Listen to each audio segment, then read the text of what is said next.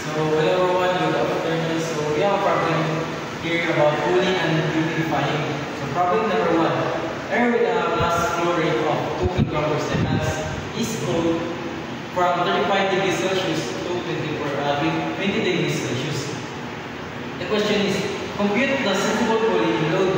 So we have given here mass flow rate of this problem is 2 kg per second.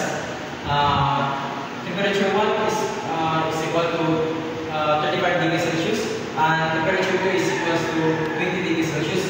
So this two temperature we will convert into Kelvin. So we have we will add both temperature of 273.15. So we have the T1 here is now 308.15 kilograms and the T2 is 293.15 Kelvin.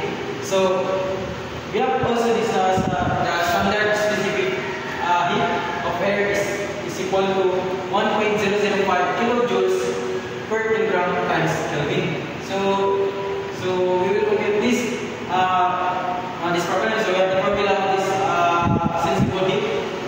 Sensible heat is equal to mass flow rate times the specific heat and the difference of temperature.